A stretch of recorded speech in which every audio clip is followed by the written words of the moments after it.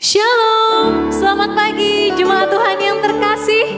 Bersama-sama kita kembali berkumpul, menyembah dan memuji Tuhan dalam ibadah bersama Cross Harvest Church. Mari jemaat Tuhan yang terkasih, kita satukan hati kita dan mari kita bersatu dalam doa. Allah Bapa kami yang setia, terima kasih Tuhan atas berkat anugerah-Mu dalam hidup kami Tuhan. Kami persembahkan syukur dan hidup kami kepadamu ya Bapa. Biarlah menjadi persembahan yang harum dan menyenangkan hati Tuhan. Ya Bapa, apapun keadaan kami saat ini, kami tetap bersuka cita di dalam Tuhan. Kami tetap mau mengagungkan dan bersyukur pada Tuhan. Sebab Engkau Allah Immanuel yang menyertai dan menuntun kami kepada keselamatan yang kekal. Sebab hanya dalam nama Tuhan Yesus kami berdoa dan mengucap syukur. Bersama-sama kita katakan, amin. Haleluya. Mari kita naikkan pujian bagi Tuhan. Kepadamu Bapa, kami datang dan berserah.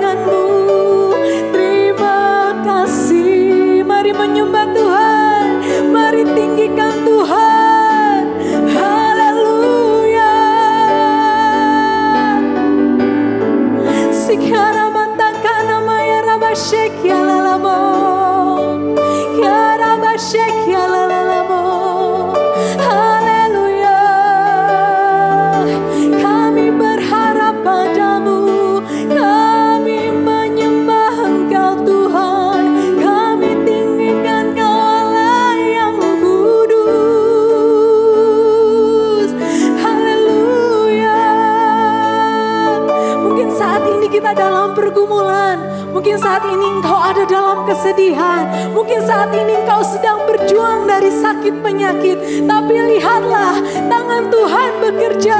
Dia yang turun tangan untuk menolongmu. Lihatlah cahaya kemuliaan Tuhan turun ke atasmu. Dia tidak pernah tinggalkanmu. Dia yang memegang tanganmu dan memberi engkau kemenangan. Saat ini Tuhan sedang menyembuhkan engkau, sedang memulihkan engkau dan memberi kau kemenangan. Haleluya, mari sembah Tuhan.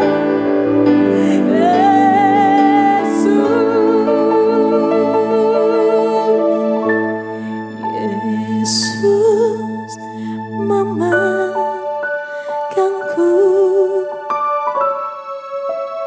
dengan tangan kananmu. Yesus memberiku kemenangan. Yesus memegangku dengan tangan kananmu. Yesus memberiku kemenangan. Dengan segenap hatimu, dengan segenap iman percayamu katakan, Yesus memegangku dengan tangan kananmu. Yesus memberiku kemenangan, kemenangan.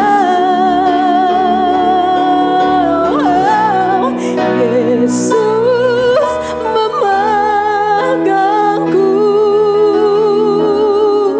dengan tangan kananmu. Yesus memberiku kemenangan. Sepenuh iman dan percayamu katakan, Yesus memegangku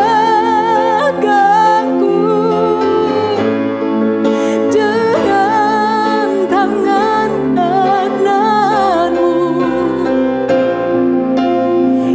Yesus memberiku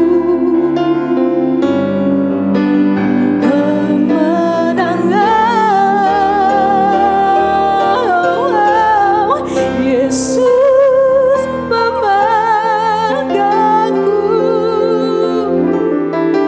dengan tangan kananmu. Yesus memberiku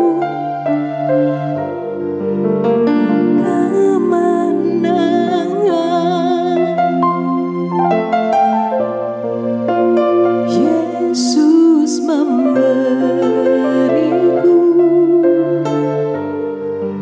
memberiku kemenangan.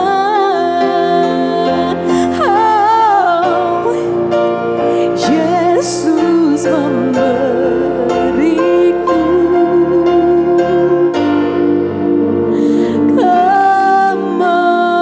kemenangan.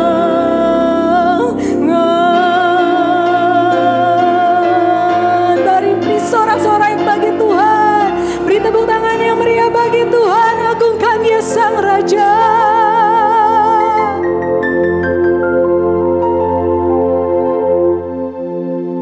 Kami persilakan kepada hamba-Nya. Bapa, di dalam nama Yesus kami datang kepadamu pada pagi hari ini di dalam nama Yesus. Engkau adalah Tuhan, Engkau adalah Allah penyelamat kami di dalam nama Yesus. Roh Kudus, berkuasalah atas kami masing-masing di rumah, di tempat tinggal kami, di mana kami mendengarkan siaran ini di dalam nama Yesus. Mari bertindak dengan kuat kuasa, dengan kedahsyatan-Mu Tuhan di dalam nama Yesus. Buatlah kami merindukan Kau lebih dari segala-galanya. Singkapkan firman-Mu Tuhan, dan celikkan mata hati kami. Buang segala selubung yang menutupi kami, sehingga Tuhan sendiri yang menyatakan diri kepada kami. Engkau yang berkhotbah pada saat ini di dalam nama Yesus. Bukan pendeta, bukan manusia, tetapi Tuhan sendiri. Sehingga kemuliaan-Mu Engkau nyatakan pada saat ini di dalam nama Yesus. Roh Kudus, berbicaralah demi nama Yesus. Kami undang Kau Roh Kudus sebagai roh wahyu, roh hikmat, roh kuasa, roh kesembuhan, roh kemuliaan, roh gereja, roh kemenangan, roh kemuliaan, roh keagungan, roh kasih sayang, roh kelemah lembutan di dalam nama Yesus, roh keajaiban, roh kuasa di dalam nama Yesus. Mari bekerja, ambil alih hidup kami Tuhan di dalam nama Yesus. Dan kami mengikat roh-roh di udara, roh di bumi dan di bawah bumi di dalam nama Yesus Kristus. Kami patahkan kuasa-Mu di dalam darah Yesus, di dalam nama Yesus. Kami hardik Engkau roh-roh jahat yang mau mengganggu pemberitaan firman dan pendengaran firman pada saat ini. Dalam nama Yesus, roh sakit penyakit, roh beban berat, roh kelemahan, roh agamawi, di dalam nama Yesus kami hardik Engkau. Dalam nama Yesus kami perintahkan Kau pergi dari hidup kami semua anak-anak Tuhan. Dalam nama Yesus, kuasa Tuhan bebas bekerja pada saat ini di dalam nama Yesus. Kemuliaan-Mu Tuhan Kau nyatakan pada saat ini dalam nama Yesus. Terima kasih Tuhan, di dalam nama Yesus kami bersyukur berdoa. Haleluya. Amin. Saudara-saudara yang dikasihi oleh Tuhan Yesus Kristus, pada hari ini kita akan bersama-sama melihat kitab suci tentang pewahyuan yang diberikan Tuhan Yesus kepada Saulus tentang gereja. Ini adalah sesuatu yang luar biasa, saudara, kalau kita melihat di dalam kitab suci. Saulus sebagai seorang yang tadinya menganiaya murid-murid Yesus, dia memberitakan Yesus dan dia membela Yesus habis-habisan sampai dia menjadi martir di Roma, saudara. Saudara, kalau melihat apa yang diberitakan oleh Saulus yang kemudian berganti nama menjadi Paulus tentang gereja, kita melihat satu rahasia yang tersingkap secara luar biasa, dan itu bukan merupakan sesuatu yang kecil, tetapi sesuatu yang dahsyat tentang gereja. Saudara, mungkin kalau melihat gereja yang sekarang, banyak orang Kristen yang kira-kira tahun 2005, saudara, saya melihat ada satu hamba Tuhan, dia menjadi anti sama gereja.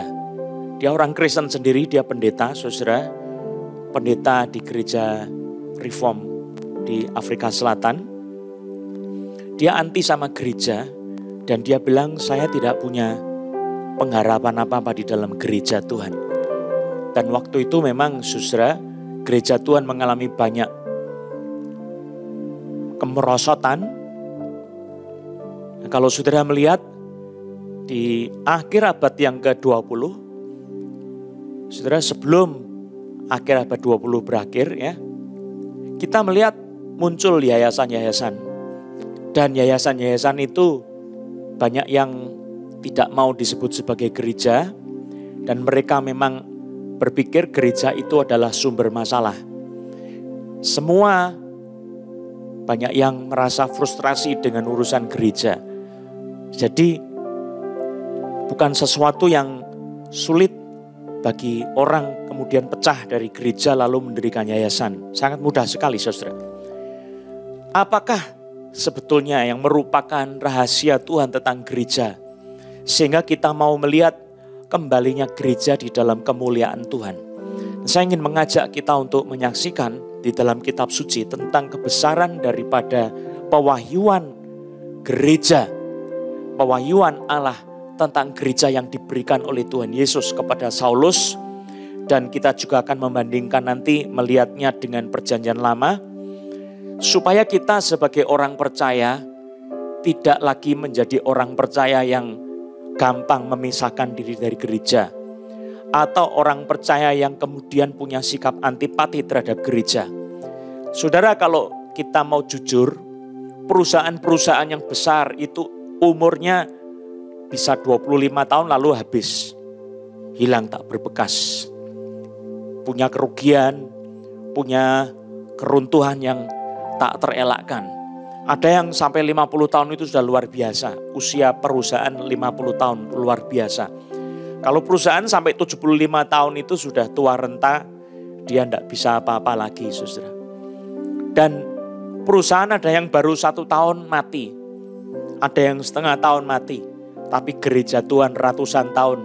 Pemimpinnya amburadul pun tidak mati-mati. Sebab apa, saudara? Di dalam gereja ada Tuhan. Ya, Tuhan memelihara gerejanya walaupun setengah mati. Tapi ini sesuatu yang luar biasa sekali. Saya ingin mengajak kita lihat Kisah Rasul pasal yang ke-9. Saudara, kita akan melihat ayat-ayatnya sampai dengan ayat yang ke-21. Kisah Rasul 9 ayat 1 sampai 21. Saya akan membacakan. Sementara itu berkobar-kobar hati Saulus untuk mengancam dan membunuh murid-murid Tuhan. Ia menghadap imam besar dan meminta surat kuasa daripadanya untuk dibawa kepada majelis-majelis Yahudi di Damsyik, supaya jika ia menemukan laki-laki atau perempuan yang mengikuti jalan Tuhan, ia menangkap mereka dan membawa mereka ke Yerusalem. Saudara, ini kalau kita melihat di dalam teks bahasa Yunani, yang mengikuti jalan Tuhan itu sebetulnya istilah jalan Tuhan itu sama dengan kata-kata Yesus Yohanes 14 ayat 6 yang dikatakan kata Yesus kepadanya, akulah jalan, itu hodos.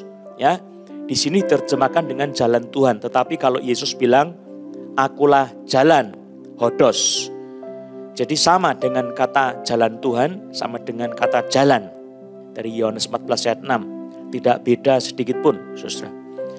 Jadi dikatakan di sini yang mengikuti jalan Tuhan itu sebetulnya bisa juga diartikan yang mempunyai jalan, yang berada di jalan. Kalau bahasa Indonesia menerjemahkan mengikuti jalan Tuhan. Nah, Saulus itu menangkap laki-laki atau perempuan yang mengikuti jalan Tuhan. Dikatakan ia menangkap mereka dan membawa mereka ke Yerusalem. Dalam perjalanannya ke Damsyik, ketika ia sudah dekat kota itu, tiba-tiba cahaya memancar dari langit mengelilingi dia. Ia rebah ke tanah dan kedengaranlah olehnya suatu suara yang berkata kepadanya, Saulus, Saulus, mengapakah engkau menganiaya aku? Perhatikan, saudara. Tuhan berkata kepada Saulus, mengapa engkau menganiaya aku? Saulus, Saulus, mengapakah engkau menganiaya aku? Yang dianiaya itu adalah orang-orang, laki-laki atau perempuan yang mengikuti Tuhan, mengikuti jalan, yang memiliki jalan yang berada di dalam jalan, yaitu Yesus. Tapi Yesus berkata, Saulus, Saulus, mengapakah engkau menganiaya aku? Dia bukan bilang menganiaya jemaatku, bukan, tetapi menganiaya aku. Jawab Saulus, siapakah engkau Tuhan? Katanya, akulah Yesus yang kau aniaya itu. Yesus bilang, akulah Yesus, bukan akulah jemaat Yesus, bukan. Akulah Yesus yang kau aniaya itu. Tetapi bangunlah dan pergilah ke dalam kota, di sana akan dikatakan kepadamu apa yang harus kau perbuat. Maka termangu-mangulah teman-temannya seperjalanan karena mereka memang mendengar suara itu tetapi tidak melihat seorang juga pun. Saulus bangun dan berdiri lalu membuka matanya tetapi ia tidak dapat melihat apa-apa. Mereka harus menuntun dia masuk ke Damsyik. 3 hari lamanya ia tidak dapat melihat dan 3 hari lamanya ia tidak makan dan minum. Di Damsyik ada seorang murid Tuhan. Ini kata murid Tuhan penting sekali, sama dengan orang yang memiliki jalan, yang ada di jalan, yang mengalami jalan, yang menjadi anggota dari jalan. Ya. Di Damsyik ada seorang murid Tuhan bernama Ananias. Firman Tuhan kepadanya dalam suatu penglihatan. Ananias, jawabnya, ini aku Tuhan. Firman Tuhan, mari pergilah ke jalan yang bernama Jalan Lurus, dan carilah di rumah Yudas seorang dari Tarsus yang bernama Saulus. Ia sekarang berdoa. Dan dalam suatu penglihatan ia melihat bahwa seorang yang bernama Ananias masuk ke dalam dan menumpangkan tangannya ke atasnya supaya ia dapat melihat lagi. Jawab Ananias, Tuhan, dari banyak orang telah kudengar tentang orang itu. Betapa banyaknya kejahatan yang dilakukannya terhadap orang-orang kudus-Mu di Yerusalem. Dan ia datang kemari dengan kuasa penuh dari imam-imam kepala untuk menangkap semua orang yang memanggil nama-Mu. Ini lihat, kata semua orang yang memanggil nama-Mu, nama Yesus. Jadi orang Kristen itu adalah orang yang memanggil nama Yesus. Tetapi firman Tuhan kepadanya, pergilah, sebab orang ini adalah alat pilihan bagiku untuk memberitakan namaku kepada bangsa-bangsa lain serta raja-raja dan orang-orang Israel. Aku sendiri akan menunjukkan kepadanya betapa banyak penderitaan yang harus ia tanggung oleh karena namaku. Lalu pergilah Ananias ke situ dan masuk ke rumah itu. Ia menumpangkan tangannya ke atas Saulus, katanya, Saulus, saudaraku, Tuhan Yesus yang telah menampakkan diri kepadamu di jalan yang engkau lalui, telah menyuruh aku kepadamu supaya engkau dapat melihat lagi dan penuh dengan Roh Kudus.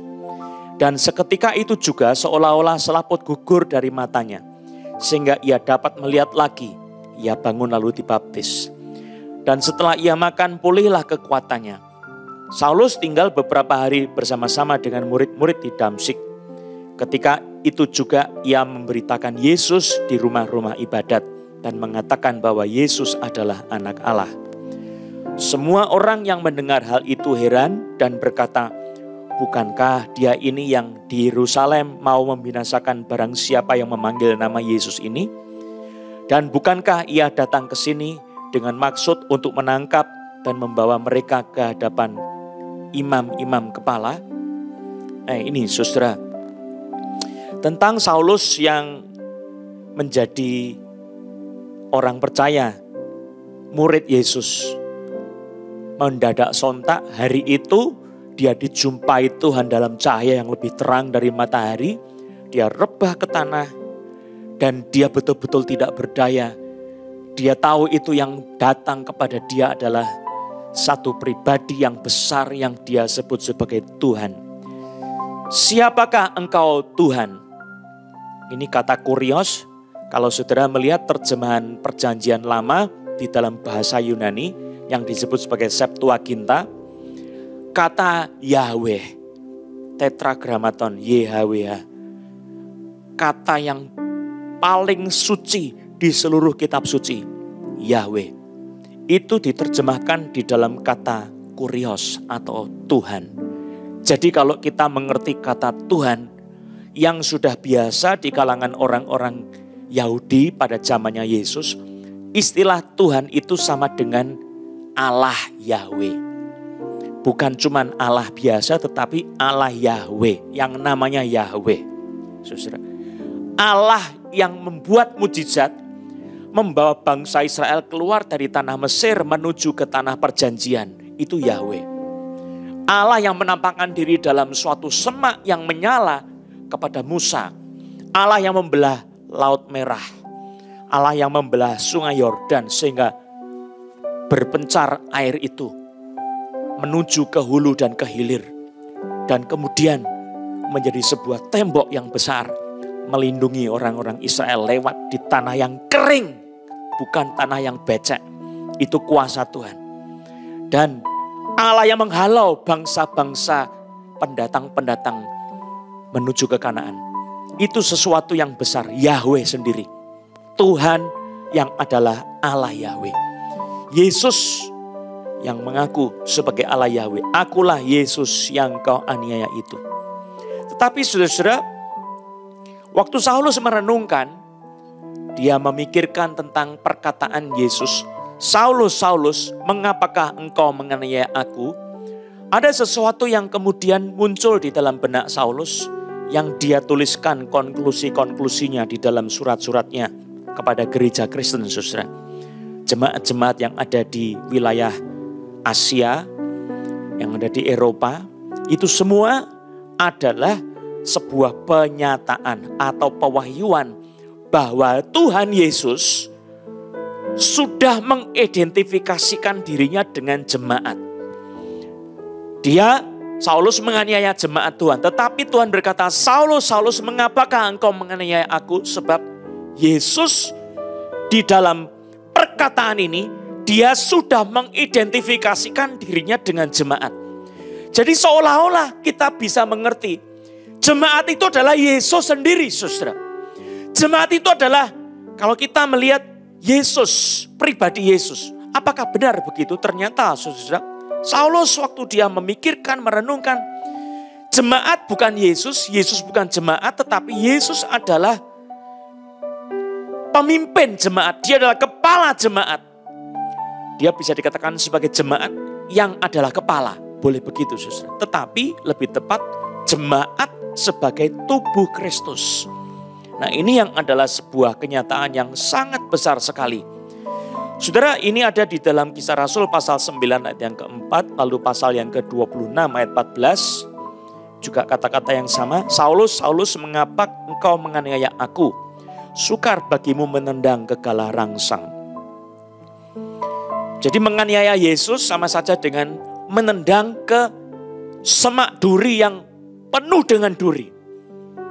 Saudara yang dikasihi oleh Tuhan Yesus Kristus, ini adalah satu pengungkapan yang sangat penting sekali tentang gereja. Siapakah gereja? Gereja adalah tubuh Kristus. Tetapi Yesus itu merasakan sendiri apa yang dialami oleh gerejanya. Jemaat itu adalah tubuhnya sendiri. Dan Yesus merasakannya sebagai sesuatu yang sangat personal. Kalau saudara membaca di dalam kitab suci Matius pasal yang ke-25 ayat yang ke-40. Pada hari penghakiman, raja memisahkan antara domba-domba dengan kambing-kambing, saudara. Yang satu kelompok domba-domba, yang satu kelompok kambing-kambing. Saudara, bedanya kambing sama domba itu bagi orang-orang tertentu mungkin tidak bisa membedakan. Tetapi saudara, domba itu adalah binatang yang sangat patuh kepada gembala. Kalau kambing itu tukang nyeruduk, saudara bisa lihat di dalam YouTube atau di klip-klip video. Orang yang diseruduk sama kambing, saudara. Kambing itu kalau nyeruduk tidak cuma satu kali. Dia nyeruduk bisa bolak-balik, saudara. Saudara yang sudah diseruduk, udah jatuh pun kalau mau berdiri seruduk lagi. Itu kambing, saudara. Di dalam gereja Tuhan kita dipanggil untuk menggembalakan domba-domba, bukan kambing-kambing, saudara. Sangat fatal kalau menggembalakan kambing-kambing, saudara. Kambing itu tukang nyeruduk, saudara. Siapapun di dalam gereja Tuhan dipisahkan nanti. Saudara, ada yang kambing, ada yang domba. Raja itu akan menjawab mereka, ayat yang ke-40. Aku berkata kepadamu, sesungguhnya segala sesuatu yang kamu lakukan untuk salah seorang dari saudaraku yang paling hina ini, kamu telah melakukannya untuk aku. Jadi Yesus itu mengidentifikasikan sebagai saudara di dalam gereja yang paling hina, yang paling kecil, yang paling lemah. Siapa yang melakukan sesuatu yang sederhana saja kepada orang yang paling hina dalam gereja Tuhan, maka Yesus itu mengidentifikasikan dengan orang yang paling hina itu. Kamu telah melakukannya untuk aku, kata Tuhan Yesus. Kristus menjawab kepada kelompok yang satunya. Aku berkata kepadamu, ayat yang ke-45. Sesungguhnya segala sesuatu yang tidak kamu lakukan untuk salah seorang dari yang paling hina ini, kamu tidak melakukannya juga untuk aku. Saudara, ini satu ironi, saudara. Di gereja ada orang kaya, ada orang-orang yang miskin, ada orang yang terpelajar, ada yang tidak terpelajar, ada orang-orang yang pandai, ada orang-orang yang sama sekali tidak berpendidikan. Semuanya itu sama di hadapan Tuhan. Tidak pandang kaya atau miskin. Semua ini di mata Tuhan adalah representasi dari Tuhan sendiri. Maka siapapun yang melayani umat Tuhan, dia sama dengan melayani Tuhan. Puji Tuhan ya. Saudara yang kekasih dalam Tuhan Yesus, Yesus itu betul-betul mengenal dan merasakan jemaat. Kalau ada orang yang menganiaya jemaat Tuhan, itu sama dengan menganiaya Yesus sendiri. Saudara, kenapa dianiaya? Karena ada Yesus di dalam dirimu. Kenapa saudara dibenci sama orang-orang lain? Karena ada Yesus di dalam dirimu. yang dibenci bukan dirimu sendiri tetapi Tuhan Yesus. Saudara, waktu Yesus itu membicarakan tentang gereja, dia betul-betul merasakan gerejanya. Saya kasih contoh, saudara. Wahyu pasal 3 ayat 15 sampai 18. Yesus bilang, "Aku tahu segala pekerjaanmu, engkau tidak dingin dan tidak panas. Alangkah baiknya jika engkau dingin atau panas. Jadi karena engkau suam-suam kuku dan tidak dingin atau panas, aku akan memuntahkan engkau dari mulutku." Saudara, jemaat itu dirasakan oleh Yesus. Dia merasakan ada jemaat yang panas, menyala-nyala, dia menjadi berkat buat orang. Ada jemaat yang menjadi berkat dengan cara yang menyejukkan, dingin, luar biasa, menyenangkan. Saudara, kalau capek minum air es, seger. Ya. Tapi kalau saudara sakit tenggorokan, minum air es tambah parah, saudara. Saudara minum air hangat, panas. Wow, luar biasa. Yesus bilang apa? Karena engkau suam-suam kuku dan tidak dingin atau panas, aku akan memuntahkan engkau dari mulutku. Jadi jemaat itu dirasakan oleh Yesus. Saudara, kalau dirasakan oleh Yesus itu rasanya dingin atau panas? Coba pikir sendiri. Saudara, bagaimana hidup di dalam Tuhan selama ini sudah jadi berkat atau saudara menjadi kutuk bagi orang lain? Saudara menjadi orang yang memberkati orang lain atau saudara tidak memberkati sama sekali? Atau saudara menjadi batu sandungan buat orang lain? Nah saudara, Yesus bilang, karena engkau suam-suam kuku dan tidak dingin atau panas, aku akan memuntahkan engkau dari mulutku. Saudara, artinya Yesus itu meminta kita sebagai orang percaya harus bisa jadi berkat. Kita sebagai orang percaya, sebagai tubuhnya harus bisa menjadi berkat. Ayat 17. Karena engkau berkata, ayat 17, aku kaya dan aku telah memperkayakan diriku dan aku tidak kekurangan apa-apa. Dan karena engkau tidak tahu bahwa engkau melarat dan malang, miskin, buta dan telanjang. Ini komplit ya. Penderitaan yang tidak kenal diri sendiri yang parah, melarat, sudah melarat, malang, kena kemalangan-kemalangan, miskin, buta, telanjang. Masakan Yesus tidak tahu? Dia tahu karena dia adalah tubuhnya. Dia adalah kepalanya. Yesus itu kepalanya dan tubuhnya. Nah, sebagai tubuh Kristus, kalau tidak sesuai dengan standarnya Tuhan, langsung Tuhan tahu. Maka Yesus bilang, maka aku menasihatkan engkau supaya engkau membeli daripadaku emas yang telah dimurnikan dalam api agar engkau menjadi kaya. Dan juga pakaian putih supaya engkau memakainya agar jangan kelihatan ketelanjanganmu yang memalukan. Dan lagi minyak untuk melumas matamu supaya engkau dapat melihat. Saudara, mari kita sebagai jemaat Tuhan betul-betul menjadi berkat bagi orang lain. Itu yang pertama, saudara. Dan Yesus itu akan memberkati kita dengan proteksinya kalau kita betul-betul menjadi jemaat yang mengikuti kehendak Tuhan. Siapa yang menjamah kamu berarti menjamah biji matanya. Itu firman Tuhan. Kitab Sekaria 2 ayat 8. Siapa menjamah kamu berarti menjamah biji matanya. Sepanjang hidup kita menjadi alat yang berguna di tangan Tuhan. Dingin atau panas. Betul-betul kita menjadi berkat yang menyejukkan, yang menyegarkan. Atau kita menyala-nyala untuk Tuhan. Alkitab berkata, siapa yang menjamah kamu berarti menjamah biji matanya. Ini firman Tuhan. Saudara, lebih jauh lagi tentang Kristus dan jemaat. Saudara, yang kedua saya ingin mengajak kita melihat bahwa hubungan antara Kristus dan jemaat itu di mana Yesus mengidentifikasikan dirinya sebagai jemaat. Mengapa engkau mengenai aku, saudara? Itu hubungannya antara Kristus dengan jemaat itu merupakan rahasia yang besar. Rahasia yang besar, misteri yang besar. Efesus pasal yang kelima ayat 32. Rahasia ini besar. Tetapi yang aku maksudkan ialah hubungan Kristus dan jemaat. Saya baca lagi Kolose pasal 1 ayat 27. Kepada mereka Allah mau memberitahukan betapa kaya dan mulianya rahasia itu di antara bangsa-bangsa lain, yaitu Kristus ada di tengah-tengah kamu. Bahasa Inggrisnya adalah Christ in you, Kristus di dalam kamu. bukan di tengah-tengah saja, di dalam kita, jemaatnya. Betapa kaya dan mulianya rahasia itu di antara bangsa-bangsa lain, yaitu Kristus di dalam kamu. Kristus yang adalah pengharapan akan kemuliaan. The hope of glory, dikatakan dalam terjemahan literal, saudara. Kristus di tengah-tengah kita atau di dalam kita lebih tepat, saudara. Itu adalah the hope of glory. Saudara, ini sesuatu yang luar biasa, di mana Kristus mengidentifikasikan dirinya dengan jemaat. Pada saat jemaat disentuh, dianiaya, maka yang terjadi adalah engkau menganiaya Kristus sendiri, saudara. Karena Kristus diam di dalam jemaat. Kristus ada di dalam jemaat sebagai pengharapan kemuliaan. Ini penting sekali. Dan ini adalah rahasia yang besar. Kemuliaan Tuhan yang disembunyikan. Yang nanti akan dinyatakan.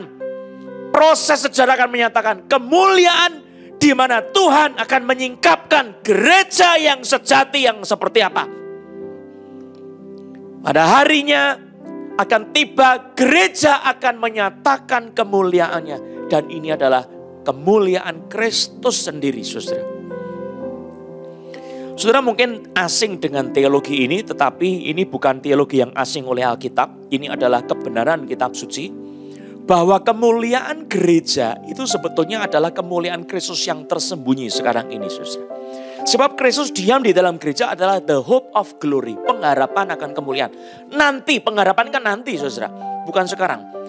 Artinya sekarang ini kita masih di dalam kondisi melihat kelemahan-kelemahan gereja sebab anak-anak Allah belum dinyatakan oleh kitab suci. Oleh Tuhan sendiri belum dinyatakan.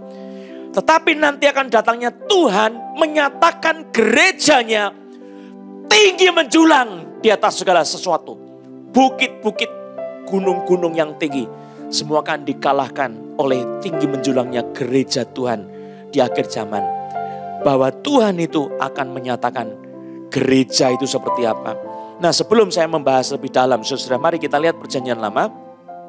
Di dalam kitab Yeskiel pasal yang ketiga, ayat yang ke-26 dan 27. Aku akan mengadakan perjanjian damai dengan mereka, dan itu akan menjadi perjanjian yang kekal dengan mereka. Aku akan memberkati mereka dan membuat mereka banyak dan memberikan tempat kudusku di tengah-tengah mereka untuk selama-lamanya. Tempat kediamanku pun akan ada pada mereka dan aku akan menjadi Allah mereka dan mereka akan menjadi umatku. Saudara, ini adalah satu perjanjian antara Tuhan dengan gereja. Gereja Israel perjanjian lama dan gereja dari bangsa-bangsa masa perjanjian baru yang saat ini. Tuhan mengadakan perjanjian damai dengan gerejanya. Perjanjian yang kekal. Tuhan akan memberkati gerejanya dan membuat mereka banyak dan memberikan tempat kudus Tuhan ada di tengah-tengah gereja. Saudara, hadirat Tuhan itu ada di dalam gereja. Hadirat Allah itu di tengah-tengah kita, saudara. Ini penyataan perjanjian lama, saudara. Kediamanku pun ada pada mereka. Tempat kediamanku ada pada mereka. Dan aku akan menjadi Allah mereka dan mereka akan menjadi umatku. Saudara, kalau kita membaca Efesus pasal 2 ayat 22, perjanjian baru. Efesus 2 ayat 22 saya bacakan. Di dalam Dia kamu juga turut dibangunkan menjadi tempat kediaman Allah di dalam roh. Ini Paulus, saudara. Kita ini adalah tempat kediaman Allah. Tubuh kita adalah bait Roh Kudus. Itu kata Paulus. Firman Tuhan melalui Paulus. Kita adalah tempat kediaman Allah.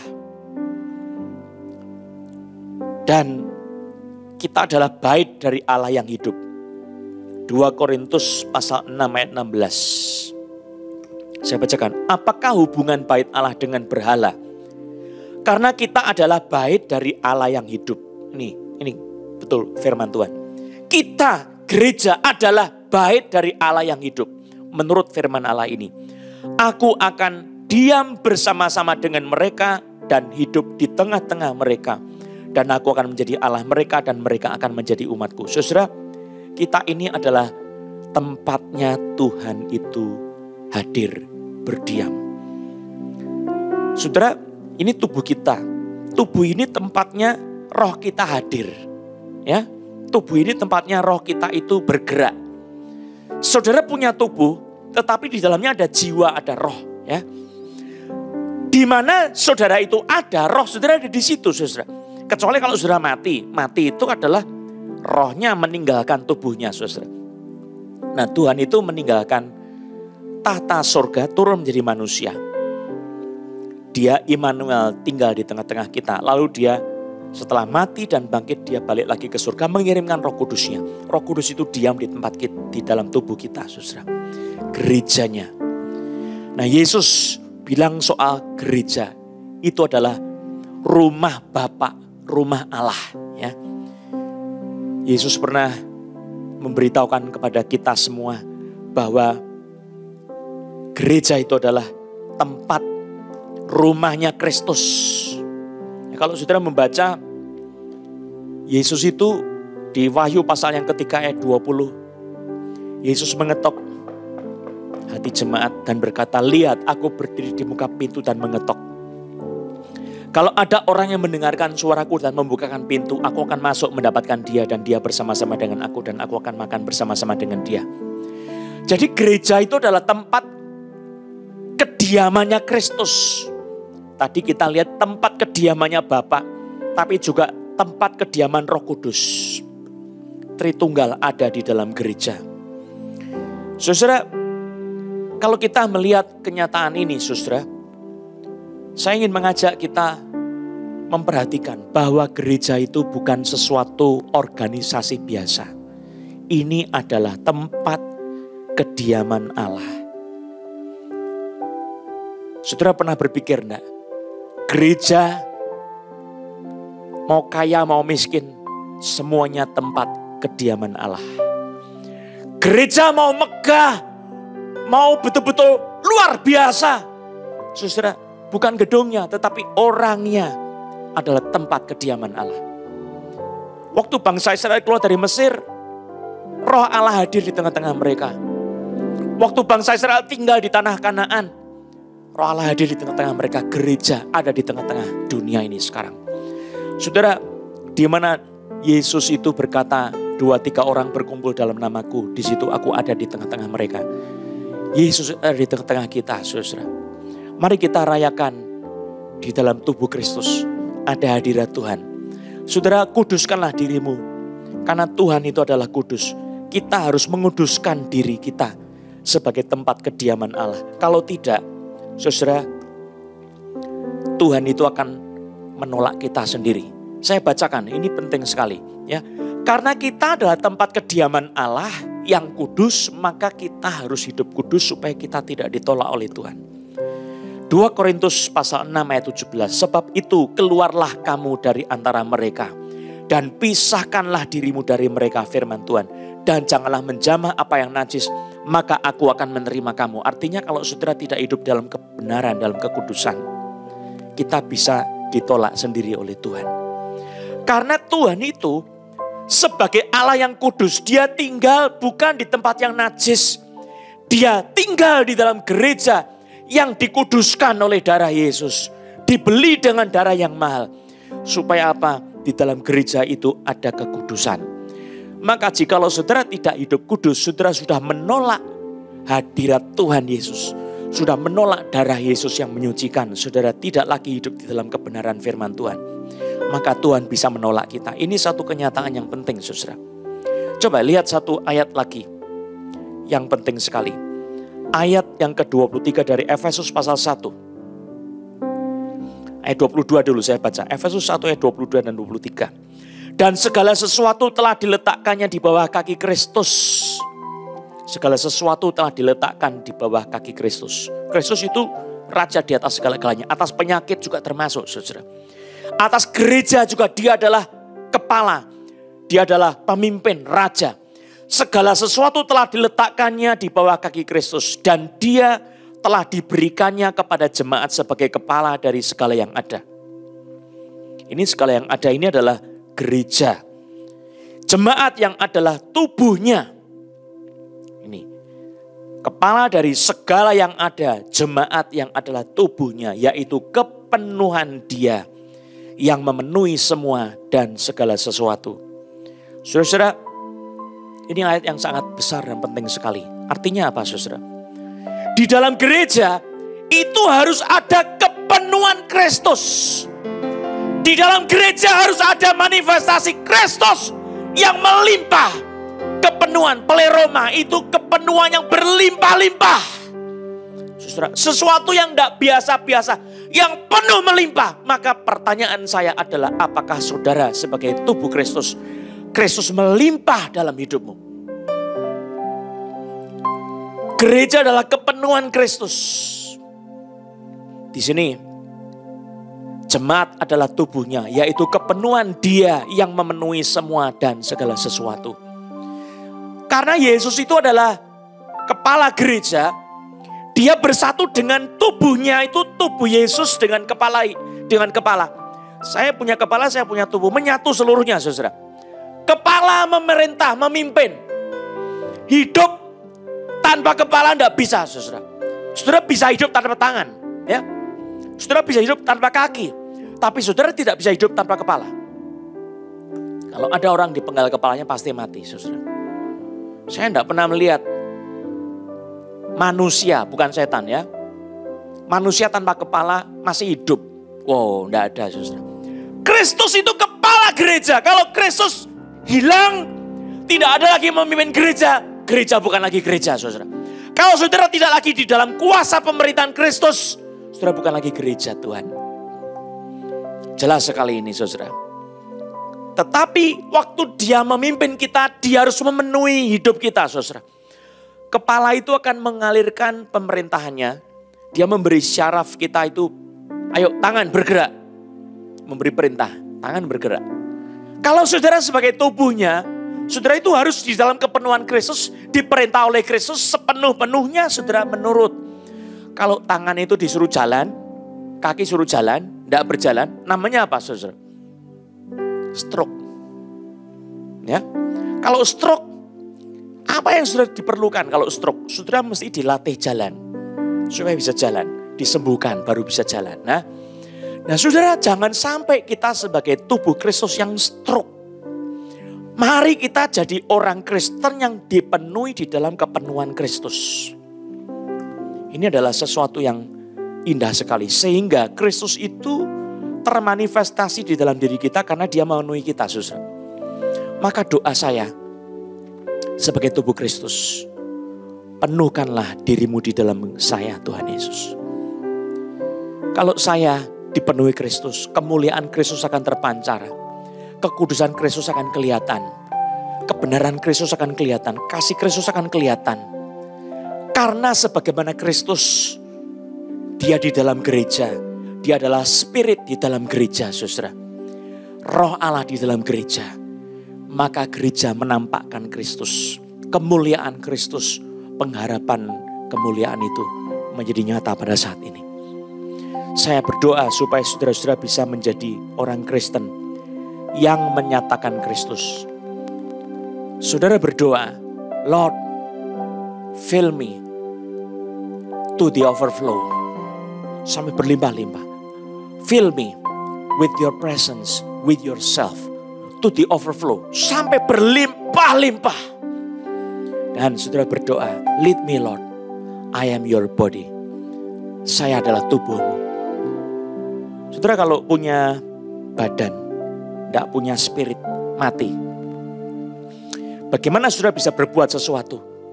Tanpa Yesus kita tidak bisa berbuat apa-apa. Yesus bilang apa? Akulah pokok anggur, kamulah ranting-rantingnya. Jikalau seseorang tinggal di dalam aku dan aku di dalam dia, dia berbuah banyak. Sebab di luar aku kamu tidak dapat berbuat apa-apa.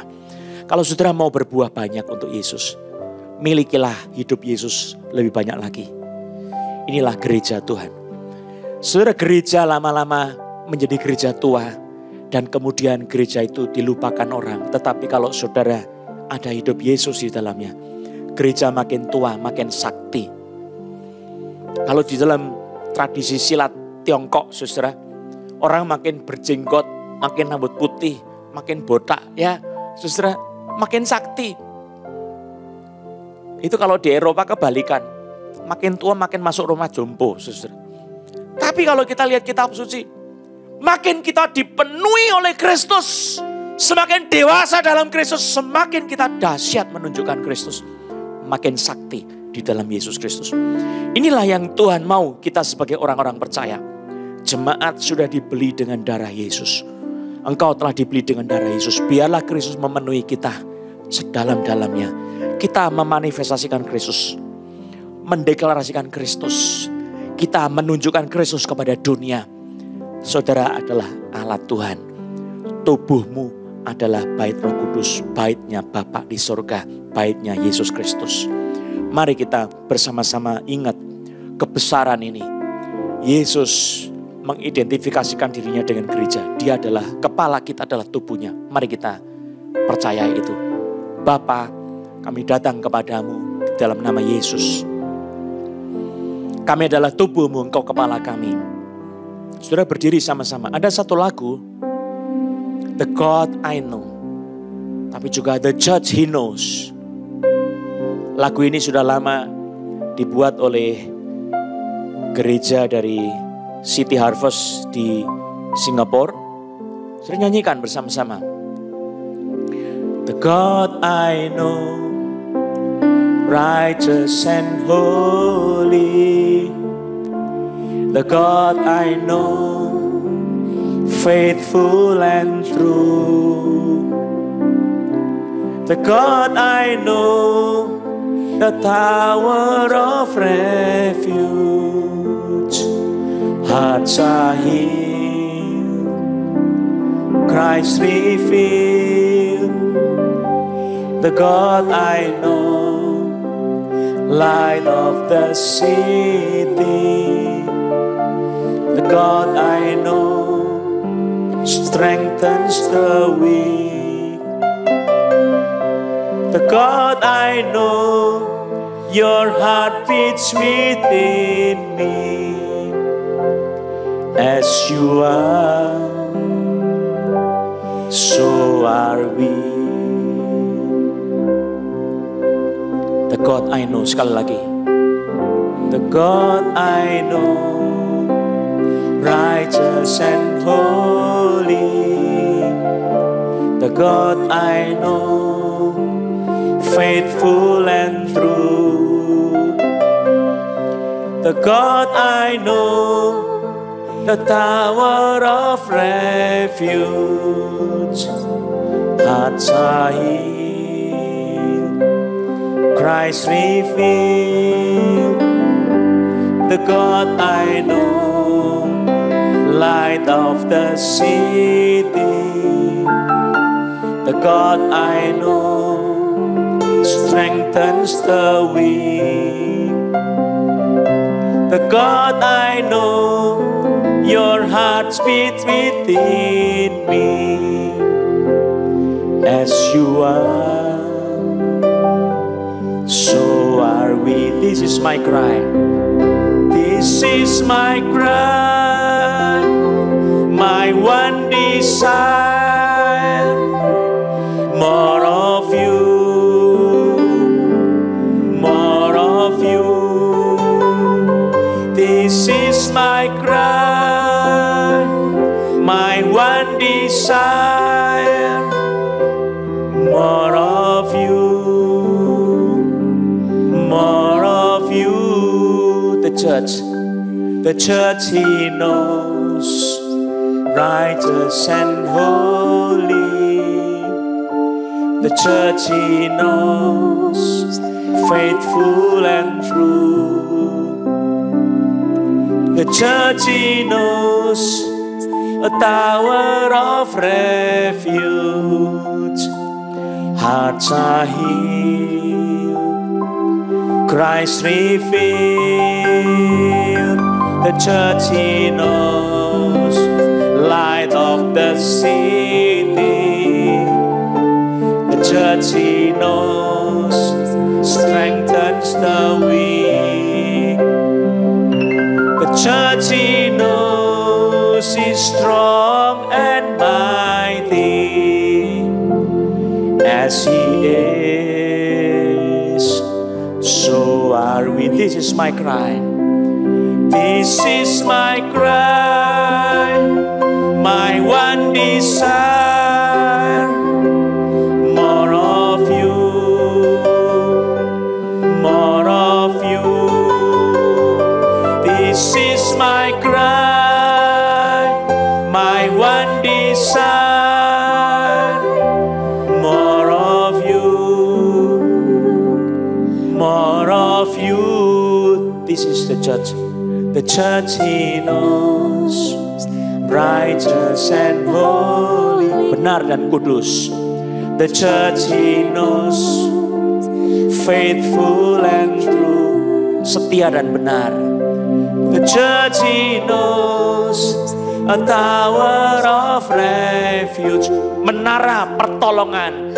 Hearts are healed, Christ revealed, hati disembuhkan, Kristus dinyatakan. The church He knows, light of the city, sebagai terang dari sebuah kota. The church He knows, strengthens the weak, menguatkan yang lemah.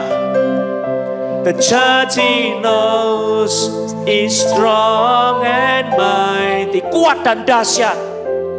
As He is, so are we. Seperti Yesus, demikian juga kita. Saudara, musik terus menyanyikan.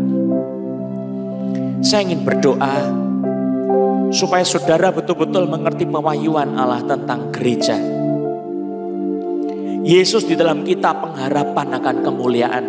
Saudara, inginkanlah Yesus diam di dalam kita lebih lagi. Supaya Kristus dinyatakan di dalam gerejanya. Dan kekuatan Kristus itu terlihat oleh dunia. Kemuliaan Kristus itu adalah jikalau gereja itu menjadi, dia makin tiada, tapi Kristus makin besar. Dia biar makin bertambah, aku makin berkurang. Itu kata Yohanes. Aku makin berkurang, Yesus makin bertambah. Kemuliaan Kristus makin besar, tetapi aku makin tidak ada. Oh Tuhan, kami berdoa di dalam nama Yesus Kristus. Ampuni segala dosa-dosa kami jikalau selama ini kami anti kepada gereja Tuhan. Kami membenci gereja Tuhan. Padahal gereja adalah idaman Tuhan. Gereja adalah rumah Tuhan. Tempat di mana Tuhan menyatakan tubuhmu, bergerak memakai tubuhmu. Engkau adalah kemuliaan kami Tuhan Yesus. Engkau tinggal di dalam kami. Biar kami betul-betul menikmati hadirat Tuhan. Biar Engkau berkuasa atas kami, memimpin kami Tuhan. Ampuni kalau gereja Tuhan selama ini berjalan menurut jalannya sendiri. Tidak menurut jalannya Tuhan. Sehingga kami tersesat. Kami lebih sama seperti dunia daripada kami menjadi serupa dengan Kristus. Ampuni kami ya Tuhan. Hari ini kami persembahkan sekali lagi hidup kami kepada Tuhan. Biar kami boleh dirubah pikiran dan hati kami menjadi seperti Kristus. Engkau lebih besar lagi diam di dalam kami. Kemuliaan Tuhan Kau nyatakan kepada kami di dalam nama Yesus. Terima kasih Tuhan. Mari Roh Kudus, ambil alih gerejamu saat ini. Ambil alih gerejamu sehingga Engkau yang hidup di dalam kami, bukan kami sendiri. Engkau yang hidup dan memerintah di dalam kami. Saudara minta Roh Kudus mengambil alih kehidupanmu. Sehingga Kristus dinyatakan, kekudusannya dinyatakan, kebenarannya dinyatakan di dalam kehidupanmu. Betapa ajaib dan indahnya kuasa Tuhan di dalam kita. Tidak ada yang bisa mengalahkan Kristus. Gereja juga tidak ada yang bisa menghancurkannya. Jikalau Kristus di dalam gereja, Kristus berkuasa atas gereja, tidak ada yang bisa menghancurkan. Keuangan yang hancur, yang lemah, tidak ada apa-apanya, tetap gereja akan kuat. Sebab Kristus di dalam gereja dan Dia menguasai gerejanya. Saudara, lihatlah Yesus. Biar Dia mengambil alih segala sesuatunya. Hari ini Roh Kudus, kami minta Engkau ambil alih segala sesuatu hidup kami Tuhan. Terima kasih Tuhan Yesus. Kita akan bersehati mendukung teman-teman yang sakit. Mari kita berdoa. Arahkan hatimu kepada Tuhan. Saya akan minta kuasa Tuhan mengalir di dalam nama Yesus. Waktu saudara melihat acara ini, di dalam nama Yesus. Semua roh-roh jahat, roh sakit penyakit kami ikat di dalam nama Yesus. Kami hancurkan dengan darah Yesus. iblis, kau tidak berkuasa atas anak-anak Tuhan. Kami patahkan kuasamu, roh sakit penyakit, roh kelemahan, roh COVID-19, roh kanker. Di dalam nama Yesus kau hancur, oleh darah Yesus kau hancur. Kami anak-anak Tuhan, di dalamnya ada Kristus kemenangan, Kristus berkuasa atas kami. Mari ambil alih Tuhan. Hidup kami adalah kemenangan di dalam nama Yesus. Kemenangan Yesus menjadi keselamatan kami, menjadi kekuatan kami. Dalam nama Yesus, jadilah sembuh, terimalah kesembuhan oleh bilur-bilur Yesus. Haleluya. Terima kasih Tuhan. Sudah berdoa, berterima kasih untuk kesembuhan yang sudah terima. Bergerak, alami kuasa Tuhan, kesembuhan. Ada yang sakit lambung, GERD, Tuhan sembuhkan kau. Di dalam nama Yesus. Mari kita bersama-sama berdiri, kita nyanyikan terima kasih Yesus.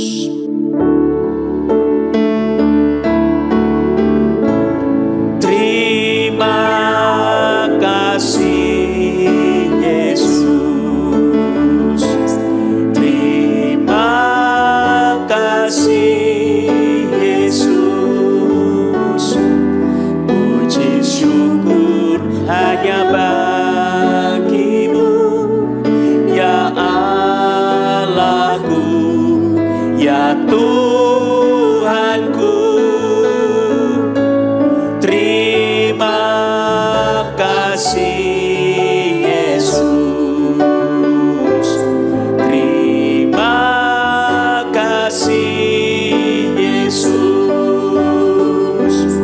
puji syukur hanya bagimu.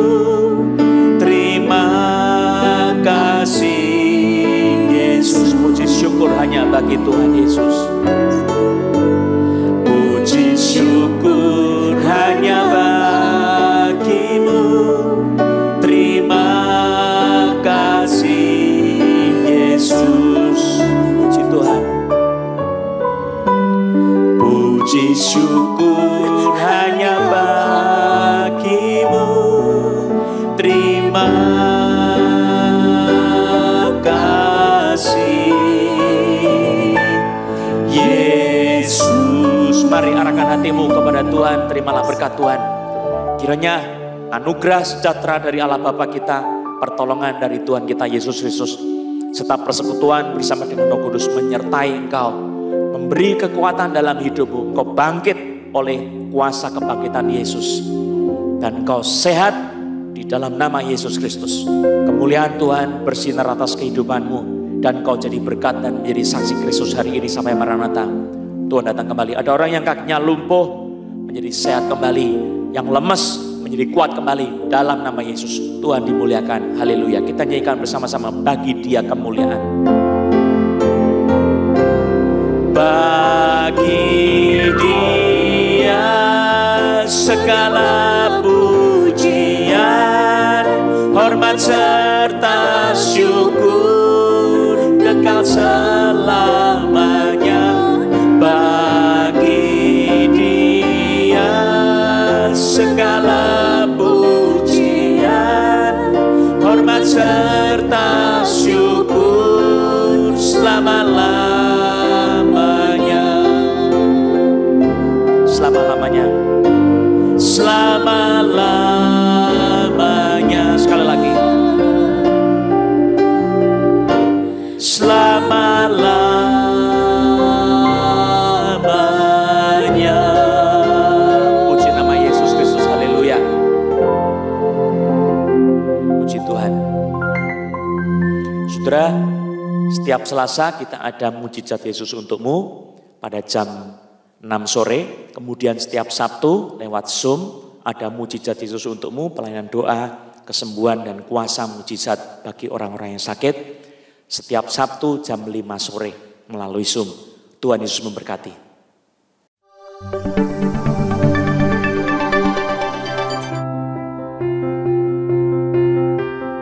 Halo, Shalom Jemaat yang dikasihi Tuhan. Sebuah sukacita kami dapat menyambut saudara yang baru pertama kali hadir dalam ibadah online Cross Harvest Church. Berikut adalah informasi terupdate seputar gereja. Bagi saudara yang ingin didoakan secara khusus untuk kesembuhan dan pergumulan lainnya, saudara dapat menghubungi call center di 08 111 455 470 600 dan tergabung dalam Mujizat Yesus Untukmu. Pelayanan doa kesembuhan ilahi akan diadakan secara online setiap hari Selasa pukul 7 malam di YouTube channel Cross Harvest Gading Serpong atau Facebook Johannes Lilik Susanto Gospel Harvest Ministries International. Hai sahabat muda, mari bergabung dalam online youth service setiap hari Sabtu pukul 7 malam.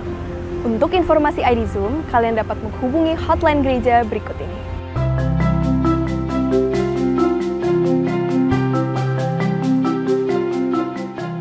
Siapkan hati kita untuk menyambut Sunday Celebration. Ibadah online akan diadakan setiap hari Minggu pukul 9.30 pagi.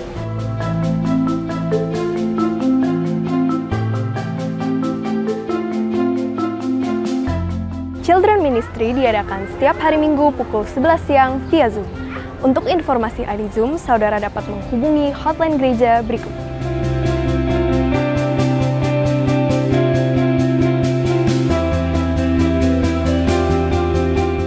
Bersyukur untuk setiap berkat dan penyertaan Tuhan. Bagi saudara yang ingin memberikan persembahan, persepuluhan, ucapan syukur, atau untuk pelayanan misi, saudara bisa transfer ke rekening gereja di bawah ini.